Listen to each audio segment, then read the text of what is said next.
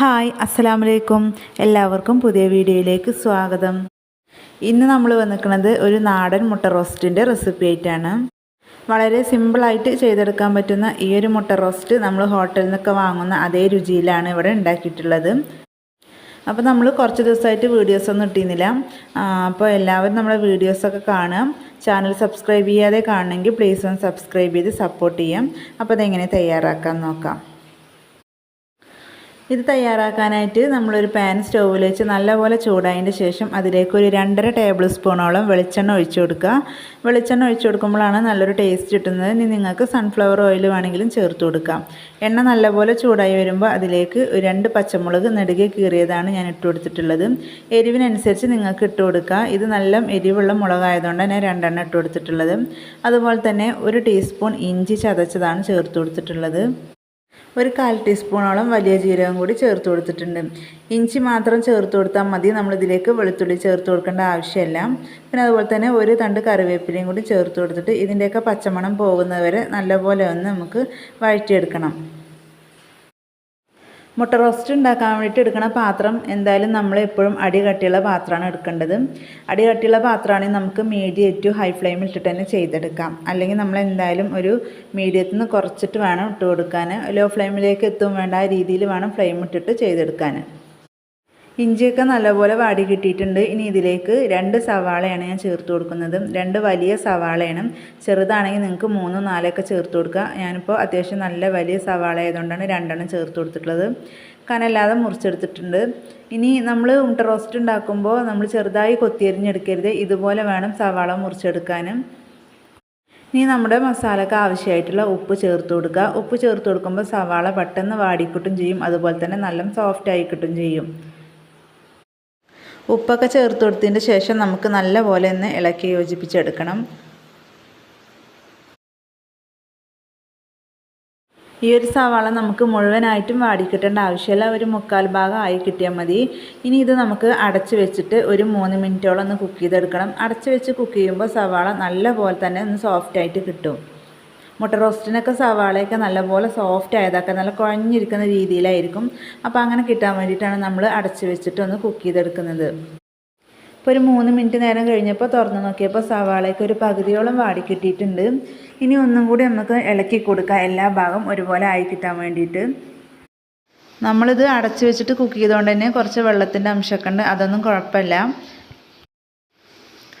ഇനി നമുക്ക് കുറച്ചും കൂടി ആയി കിട്ടാണ്ട് അതിന് വേണ്ടിയിട്ട് നമ്മളൊരു 1.5 മിനിറ്റോളം തന്നെ ഒന്നും കൂടി ഒന്ന് അടച്ചു വെച്ചിട്ടൊന്ന് കുക്ക് ചെയ്തിട്ടെടുക്കുക.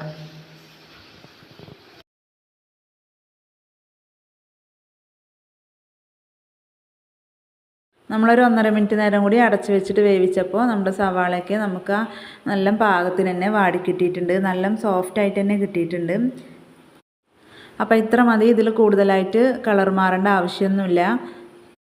അപ്പോൾ ചില ആളുകളൊക്കെ നല്ല ബ്രൗൺ കളറായിട്ട് വാട്ടിയെടുക്കണതാണ് സവാള. അപ്പോൾ അതിൻ്റെ ആവശ്യമൊന്നുമില്ല കേട്ടോ. നമ്മൾ തട്ടുകടയിൽ നിന്ന് ഹോട്ടലിൽ നിന്നൊക്കെ വാങ്ങുമ്പോൾ കിട്ടുന്ന അതേ രീതിയിലാണ് നമ്മൾ സവാള ഇവിടെ ആയി കിട്ടിയിട്ടുള്ളത്. അപ്പോൾ എത്ര മതി. ഇനി ഇതിലേക്ക് നമ്മൾ ചേർത്ത് കൊടുക്കുന്നത് തക്കാളിയാണ്. തക്കാളി ചേർത്ത് കൊടുക്കുമ്പോൾ പ്രത്യേകം ശ്രദ്ധിക്കുക. നല്ല പഴുത്ത തക്കാളിയാണ് ചേർത്ത് കൊടുക്കേണ്ടത്. ഞാനിവിടെ ചേർത്ത് കൊടുത്തിട്ടുള്ളത് നല്ല പഴുത്ത വലിയൊരു തക്കാളിയാണ് ചേർത്ത് കൊടുത്തിട്ടുള്ളത്. ചെറുതാണെങ്കിൽ നിങ്ങൾക്ക് 2 ചേർത്ത് കൊടുക്കാം. ഇനി ഈ തക്കാളി ഇതിൽ കിടന്നിട്ട് നല്ലപോലെ ഒന്ന് വെന്ത് കിട്ടണം. തക്കാളി കൂടുതലായിട്ട് ചേർത്ത് കൊടുക്കരുത്. കൂടുതലായിട്ട് ചേർത്ത് കൊടുത്തിട്ടുണ്ടെങ്കിൽ ഒരു ചെറിയൊരു പുളിയുടെ ടേസ്റ്റ് ആയിരിക്കും. ഇനി നല്ലപോലെ ഇളക്കിയതിൻ്റെ ശേഷം നമുക്ക് അടച്ച് വെച്ചിട്ടൊന്ന് കുക്ക് ചെയ്തെടുക്കണം. അടച്ച് വെച്ചിട്ട് കുക്ക് ചെയ്തെടുക്കുമ്പോൾ ഈ തക്കാളിയൊക്കെ നല്ലപോലെ വെന്ത് സോഫ്റ്റായിട്ട് കിട്ടും. നമ്മൾ ഏകദേശം ഒരു 3 മിനിറ്റോളം തന്നെ അടച്ചു വെച്ചിട്ട് കുക്ക് ചെയ്തെടുക്കുക.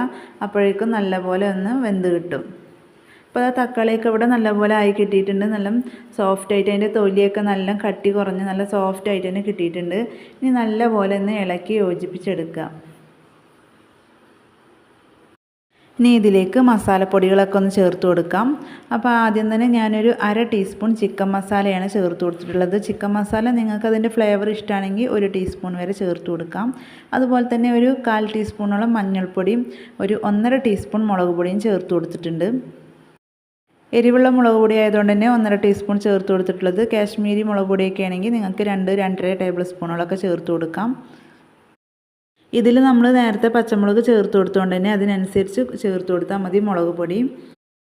ഒരു 1.5 ടീസ്പൂൺ മല്ലിപ്പൊടിയും ഒരു 1/4 ടീസ്പൂൺ ഗരം മസാലപ്പൊടിയും കൂടി ഇതിലേക്ക് ഞാൻ ചേർത്ത് കൊടുത്തിട്ടുണ്ട്.